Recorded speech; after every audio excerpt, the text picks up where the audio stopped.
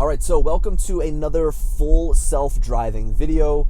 Today we are doing a night drive with full self-driving. Right now we're currently in Backroads, Pennsylvania, and I've got to go to Best Buy. I just realized that I don't have any extra propellers for my drone, my Mavic 3, need to pick some up from Best Buy. So we're starting here in Backroads. We'll kind of take some of the suburban routes, so we're going to go through Backroads, through Manayunk, through Chestnut Hill, and then Flowertown, and then after that we'll jump onto 276, which will take us up to Willow Grove. So Willow Grove is our end destination. Now, I've got a little bit of experience using, this is something I always notice, is that like it loves to put its turn signal on when it doesn't need to. Like I was going straight there and it still put its turn signal on, which is funny. Now, we are going through Manayunk. Manayunk is, I would say, a little bit of a difficult drive. There's a lot of really tight, windy roads. There's a lot of really tight turns, a lot of tight streets. There's a lot of people that drive pretty crazy in Manayunk. So at the end of the day, Manayunk is kind of a great little spot to test out full self-driving. Even this intersection right here can sometimes be confusing. Like, I think this left lane here is a left turn only, but on the right here, we can continue straight through. It's always a little bit congested, so the car will have a good amount of time to kind of push its way through and figure something out. Like right now, it kind of thinks that this is all one lane, even though this is really, people, I guess, look, it looks like a one lane road here, but people kind of treat it as a 2-lane road. So people that are making a left will get on the left side. So my car is kind of sitting here in the middle and people are probably saying WTF. That's kind of something that has been true throughout all of these full self-driving videos, is like there's still a human element to driving where, you know, people that are from around here just understand like, hey, if we're going straight or making a right, we're going to stay over on the right side and let people pull up on the left, just because this is kind of a larger lane. Up here, it does split into 2 different lanes after this red light, so there is a left turn only, and then on the right, it continues straight. So let's see what the car does. It might be one of the situations where the car realizes towards the end, like, oh, hey, I need to get over to the right, so we'll see. There's a yellow light over there, still is knowing it can go green. Hey, it actually handled that really well, just put us right over to the right.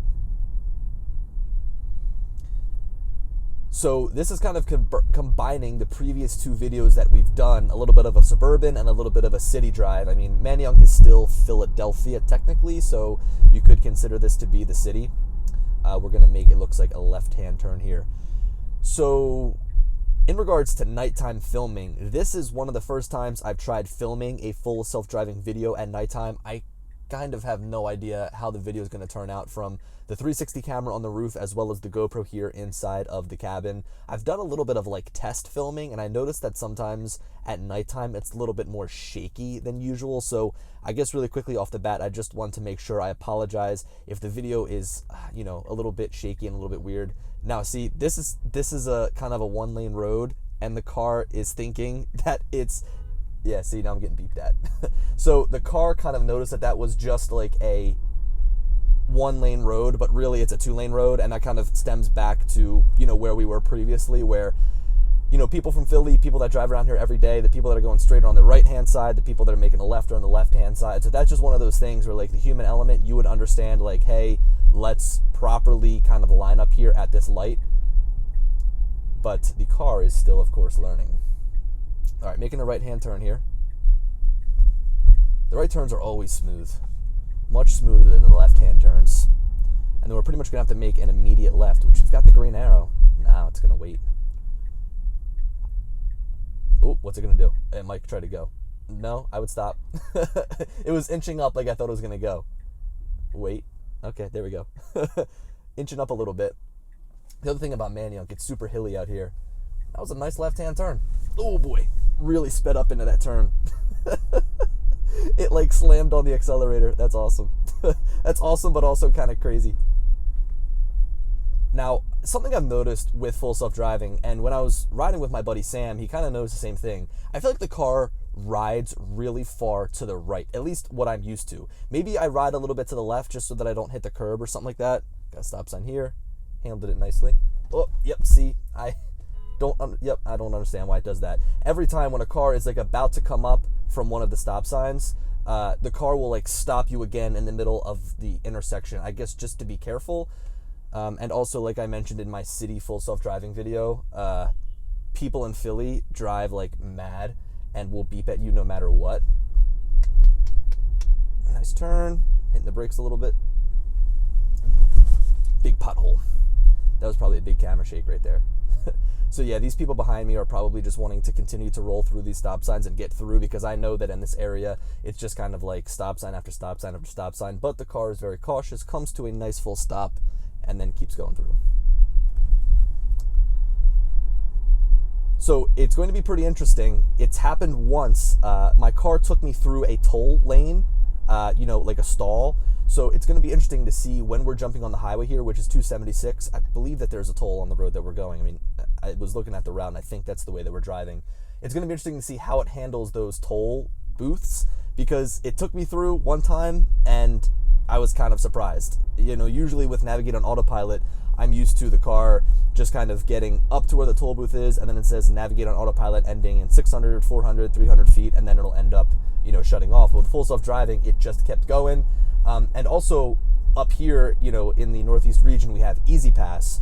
So Easy Pass is kind of like the, electronic tolling where you can just drive through, it scans your tag, and then you move on from there. And, I guess it would kind of be interesting to see how a car would handle, like, hey, do you have Easy Pass? Should I go through the Easy Pass, or should I go through the cash toll lane?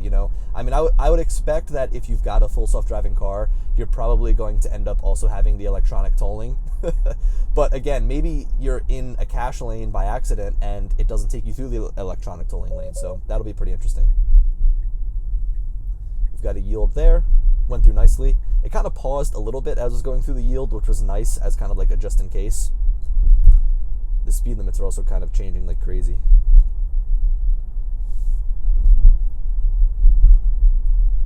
Now, my previous full self-driving video was directly through the city, and I encountered a good amount of issues. But again, now we're out more in like the suburban area where things aren't as crazy. I mean, I basically took my car right into the thick of things, right into Center City here in Philadelphia. And then before that, we were up in Fishtown, which is another really congested area. So even though Manayunk has these really tight turns, this is nothing compared to that previous video that we were actually, using the car to kind of drive around with.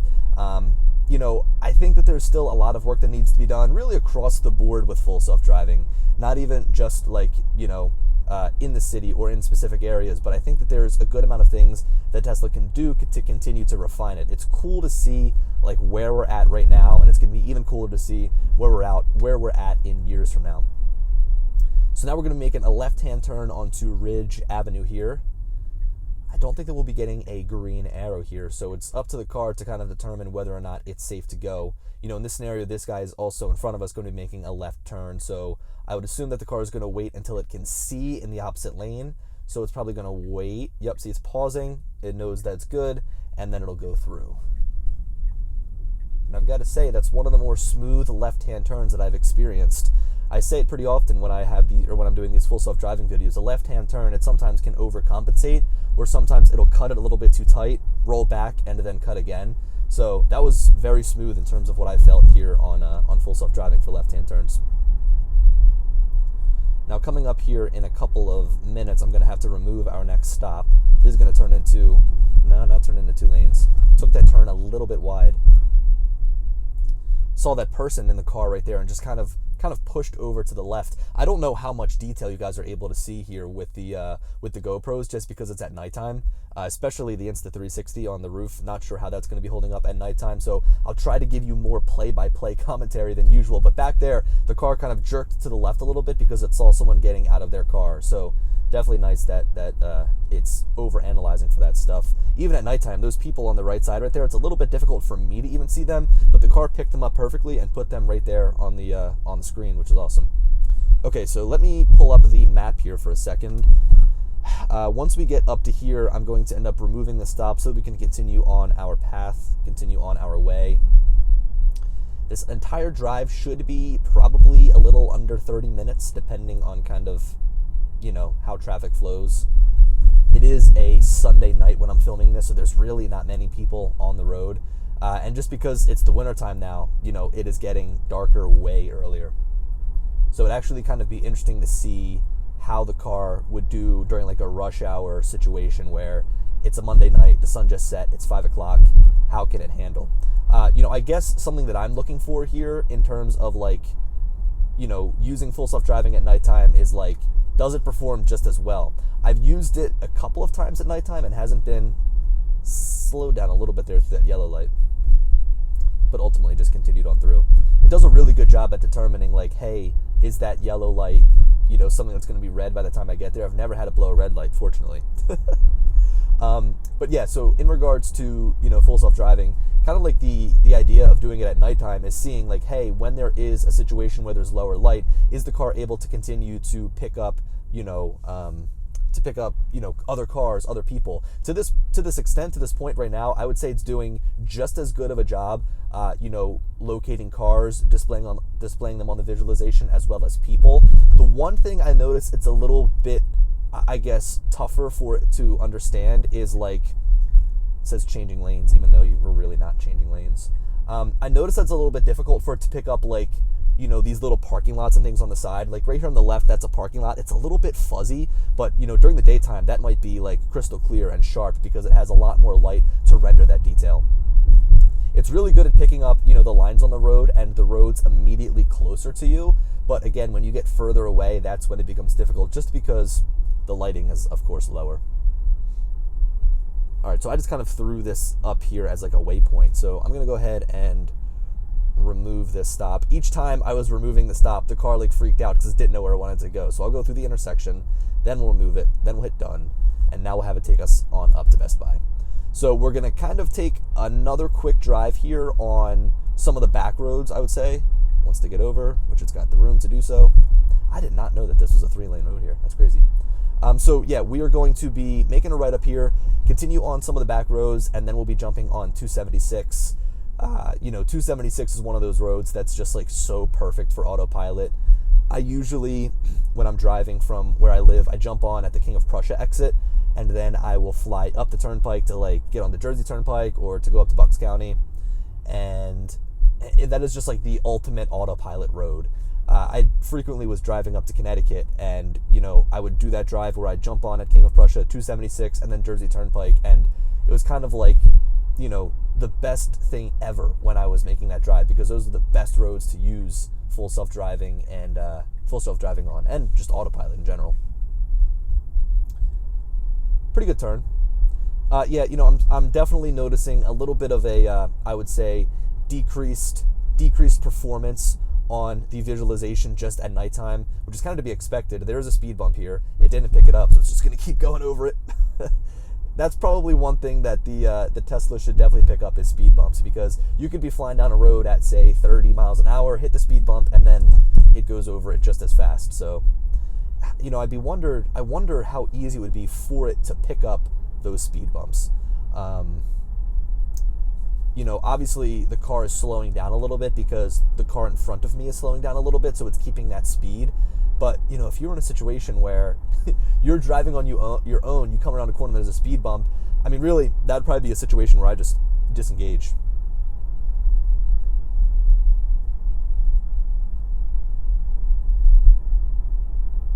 So these back roads here are kind of roads that you could always use autopilot on traditionally, even if you had full self-driving, it really didn't matter, just because they're well painted, the car would pick them up and it would continue to drive on these roads. But something I've noticed is that after getting the full self-driving beta, it's just able to handle them a little bit better. Like, yeah, sure, that guy just hit me with the side beams. Like, yeah, sure, it would work and it would follow the lines, but I think with full self-driving beta, it's just so much smarter.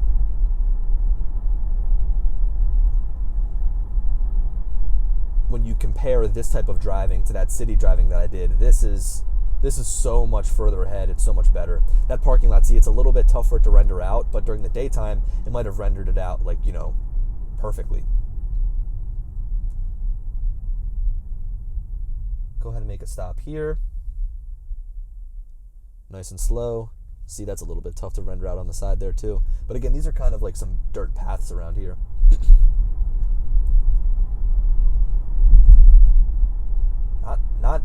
Not the best of lines on this road, and the car is still doing a good job at determining how it's got to drive. The one issue that I've had, there's a little bit of a tighter curve. The one issue that I've had in determining like lines on the road and things like that is in an empty parking lot. Empty parking lots are really difficult for the car to kind of determine like where it should be driving.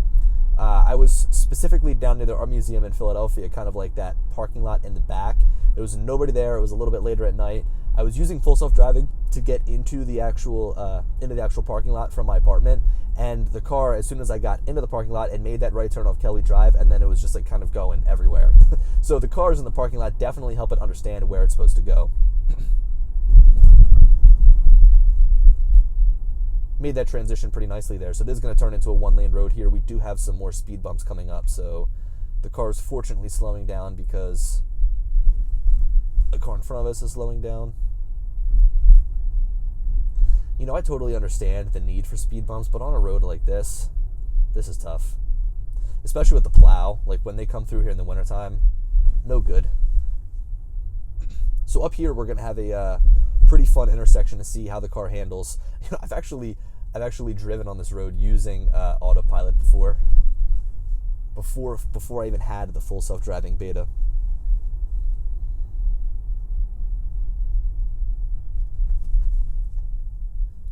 See, now this is a route that I take pretty frequently, and this is a route that I would absolutely, they call them speed cushions, not speed barriers or speed bumps.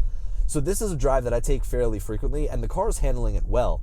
So driving through Center City, I don't know if I would always be using full self-driving, but on a drive like this, it's doing much better.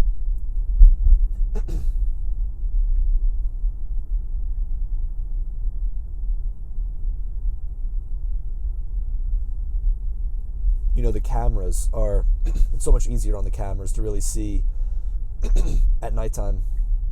Make a right turn. These cameras are you know, really good at seeing in the nighttime. I mean, I look at my left mirror, it's pitch black, but you can see perfectly out of these cameras. So it's no wonder that the car is able to do well at full self-driving at nighttime. But again, it's kind of just one of those things that I really wanted to test on this full drive. So I kind of pulled myself out of my own parking lot and I started driving a little bit. So I guess this entire drive to Best Buy wasn't using full self-driving. All right, so we have a left-hand turn here. We do have some things in the way, although there's no cars coming, so it'll inch up, pull out, nice turn. It'd be interesting if there was a car coming. You know, right back there, there's a, we're making a left here. There was some barriers in the way back there. I mean, there was like a tree and there was a light pole, and the car did a very good job of just kind of inching its way up. All right, we got the green light. This intersection always messes me up because if you're kind of like, you kind of have the right turn over there and then there's another right turn here. I'll consider that a nice left-hand turn. See, there's no line on this right side, so it tries to get you in the middle because the curb is way over there and then puts its turn signal on. I wonder why it does the turn signal so often. You know, I mean, sometimes if you kind of have a situation where you can make a left-hand turn or continue straight, and that straight kind of looks like a right turn, it'll put its right blinker on, which is pretty interesting. The braking is nice and smooth, though, I'll say that. We had a lot of time here for this red light. It didn't just randomly turn red. Sometimes, like when it turns yellow and then red at the last minute, the car will really start hitting the brakes pretty hard.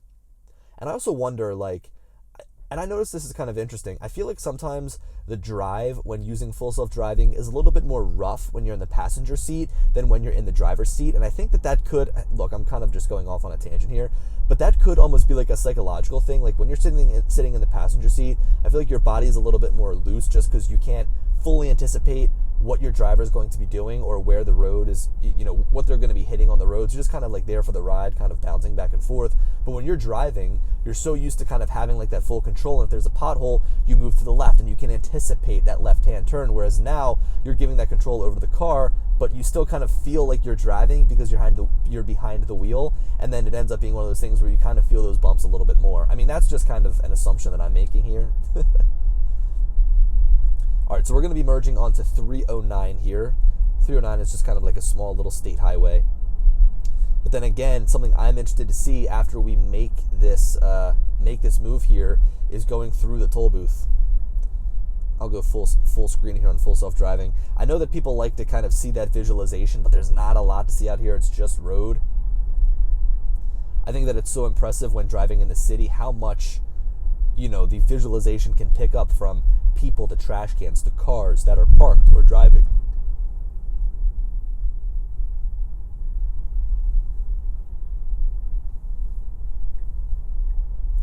See, it puts the left-hand turn signal on here because it thinks it's merging into the left-hand lane when really you're just continuing straight.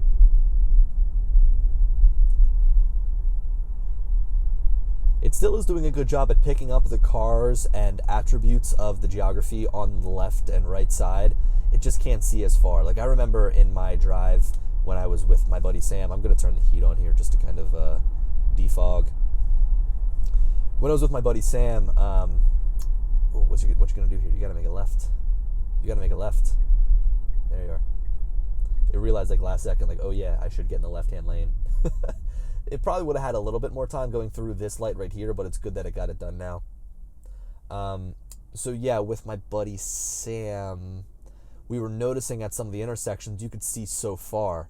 Like, you could see into like the McDonald's and the 7-Eleven parking lot so far away. Whereas now, just because it's darker, that vision isn't, I would say, as far. You can't see as far.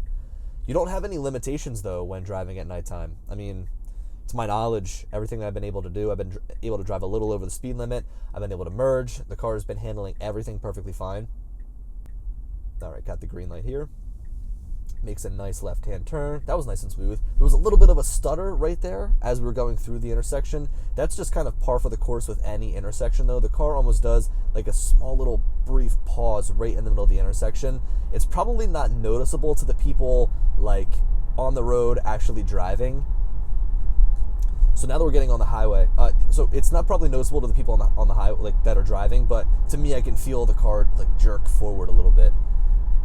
So on these state highways and on these interstate highways, typically, I don't know if it's going to do it. I haven't driven on 309 yet with full self-driving, but it looks like it's keeping that. Oh no, there it goes. So it switches over to the older visualization. So big thanks to a commenter on the previous video that had kind of mentioned something similar, that it basically said once they transition from version 10 over to version 11, you'll continue to have that that full self-driving, the new visualization when on the highway. I'm just going to speed it up here a little bit, but we actually only do have 1 more mile until we're jumping off the highway. So 1 mile, and then we'll be merging off, and then we'll be going through the toll to get onto 276 west, or east, east. We'll be going east. Now I know that jumping off of this exit here, there is like just a massive pothole. It's an absolute crater, and if my car is going for it, I'm gonna just be taking control because I don't want to be hitting a massive pothole. So I figure we've got about 9 minutes left in this drive. Why not, once we get on the highway, probably make our closing remarks from there. Or, you know what, I'll just kind of speed through the highway portion, and then once we go and we're merging off, we can go ahead and kind of pick it back up. The highway driving just feels so natural to me now. Like, the car is just able to get it so well that it kind of feels silly to show the highway driving, because it's just like, I don't want to call it perfect, but it's near perfect. So we'll just kind of cut out that drive on 276, and then from there I'll pick you guys back up when we are getting off the highway. So we're going to continue on to PA Turnpike up here on the right. Puts the right turn signal on, a little bit of a jerk getting over, kind of made a left to right movement there. All right, let's see. Will it go through the Easy Pass? We do have Easy Pass all lanes. I mean, that's really standard going through any toll here in Pennsylvania. But, if you were to come up to one that's like cash or toll or cash or electronic payment, and what if it took you through the cash lane? That would be funny. All right, so it says stopping for traffic control in 500 feet. It's gonna come to like a full stop here. I'm hitting the accelerator because I don't want it to stop. It should engage full self-driving here now that we're kind of jumping off. So full self-driving, is it gonna come back? It's kind of freaking out a little bit. It is gonna take us right through the middle lane though. Here, look at that, perfect, right through the middle. The full self-driving visualization didn't pop up, but the car took us right through that middle lane, which is really impressive. It is like beeping at me like crazy. Beeping at me like crazy. I got you. Gotcha. Confirm lane change. Oh, Gotta get over. There you go. Made it. Oh, nice. Okay. Funny. So in those scenarios, sometimes when you're exiting, the car is putting on the brakes a little bit heavy here. In that scenario, the car will not necessarily know which exit to take, especially coming out of the tolls. The tolls are tough. I mean, the toll booths are tough, especially when you kind of come out the opposite end of the toll and you have all of these lanes that you could potentially go in. I wish that the merging was a little bit better onto the highway. Like, I always, even when I'm using full self-driving by myself, not recording a video, like, I always want to go and just like take control and merge onto the highway, because the car can kind of do it a little bit slowly sometimes. You know what? We've got 3 miles on the turnpike here. I guess we'll just continue on this drive using full self-driving. I'll sit here and chat with you. So yeah, I mean, there's some tolls around here, like over in Jersey. I know when you get off of the Jersey Turnpike and then you're kind of making that merge onto the Garden State Parkway, man, when you come out through the tolls, I mean, there's probably 30 or 40 tolls all the way across, with 20 being on the one side and then 20 being on the other side. And I haven't tried to bring my car through there yet, but I would be interested to see how full self-driving would handle that, just because of the sheer chaos. Like, I mean, it would be crazy. So the old visualization, I mean, you know, I guess on the highway, it's kind of nice to not be too distracted by all of the craziness going on with like the red and the yellow lines. I guess it would be nice to kind of have that consistency to show us the full self-driving beta view when on the highway, but I would say that it's actually nice and clean when you're on the highway. I'll throw my turn signal on to get around this person. I do have a low battery. I've got 21%. I think it's estimating that I'm going to get there with 20%. I left with like 27, so I should be good to get home and plug it in once I get back. No supercharging needed. Now, I think that we will be going through another toll booth coming up here, getting off the highway. So here's another chance for it to throw full self-driving into effect and get through the toll. I've noticed that like back there, it was a little bit difficult when getting onto the highway. Like, it didn't switch over to that full self-driving visualization, maybe because it just determined it was still on the highway, jumping from highway to highway. But then, you know, once we get here and once we're actually going to be jumping off of the highway, I wonder if full self-driving beta will kick in faster. But again, like, this road right here is an absolute dream for autopilot, full self-driving, you name it. It's just straight. It's 3 lanes. It brings you up to the turnpike, which is, or the PA turnpike brings you to the Jersey Turnpike, which is 6 lanes. So you've got 3 car lanes and you've got 3 truck lanes, and that just makes navigating that road 10 times easier trying to get up to New York. All right, 0.8 miles. We have got an exit here. The car already wants to start going, wants me to confirm lane change, so I will confirm my lane change. You know, I haven't been to the Willow Grove Best Buy up here. I usually go to the Best Buy that's closer to me down in South Philly, but they didn't have what I needed in stock, so we'll be jumping off here. Nice little merge. It put its right turn signal on and then turned it off, and it looked like it put it on again. It's a little bit tough on the brakes here. We will be exiting on 343. 343. Hitting the brakes a little bit tough. Hitting them a little bit more tough. You know, it's like when you're merging or doing anything, the car will consistently try to step you down. Look, full self-driving beta already engaged right when we're getting off, which is nice. Oof, hit the brakes a little tough there. We are doing 36 around this curve. It is a little bit quick. Nice turn. Nice. All right, 2 more minutes until we're here. I am going to pull up the map here just because, again, I haven't personally been. Oh, you know what? Actually, I know exactly where this Best Buy is. This is the toll that I was talking about in the beginning that my car easily just went right through.